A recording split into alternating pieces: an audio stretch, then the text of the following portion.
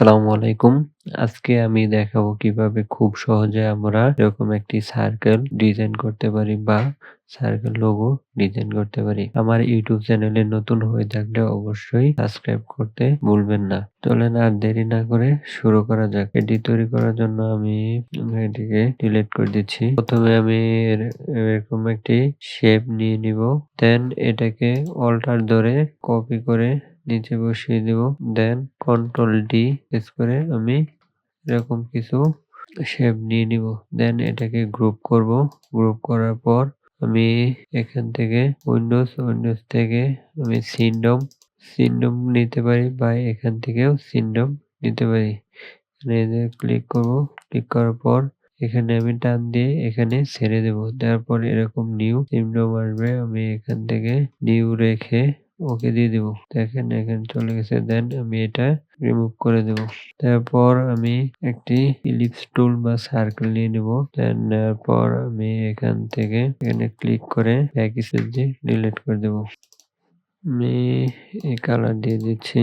পর এটা সিলেক্ট অবস্থায় যাব ইফেক্ট থেকে এই যে 3D এখান থেকে 3D ক্লাসিক থেকে এটা ক্লিক করব। তারপর এরকম অপশন আসবে। এখানে ক্লিক করে কাস্টম রোটেশন এখানে ক্লিক করব।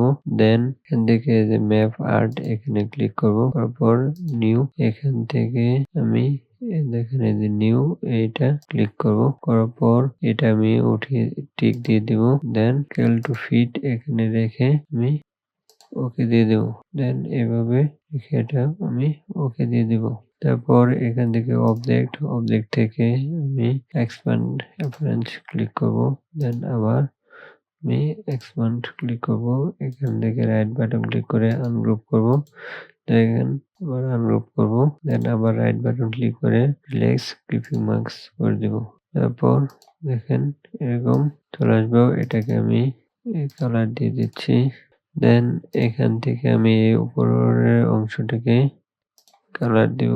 এই নিচের অংশটাকে আমি অন্য একটি কালার দিয়ে দিব।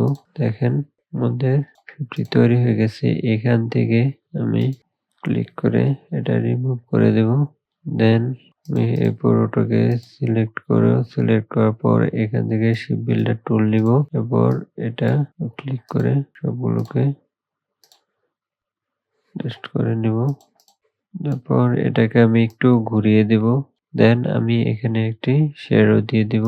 এখান থেকে আমি সার্কেল নিব থেকে গ্রেডিয়েন্ট দিয়ে দিব। এটা দেওয়ার পর এখান থেকে এটা রেখে দেন আমি এটাকে এভাবে রেখে একটু অপাসিটি কমিয়ে দেব। দেন এটা এভাবে নিচে রেখে দেব। দেখেন আমাদের খুব সহজে একটি 3D সার্কেল বা 3D শেপ তৈরি হয়ে গেল বা লোগো তৈরি হয়ে গেল। এটাকে আমি যে কোনো কালার দিয়ে দিতে পারি। এখান থেকে রেড কালার বা যে কোনো কালার দিয়ে দিতে পারবো। এভাবে আমরা খুব সহজে এটি তৈরি করতে পারি। ভিডিওটি ভালো লাগলে অবশ্যই লাইক কমেন্ট শেয়ার করবেন এবং কমেন্ট করে আপনার মূল্যবান মতামতটি জানাবেন। সবাইকে ধন্যবাদ। আসসালামু আলাইকুম।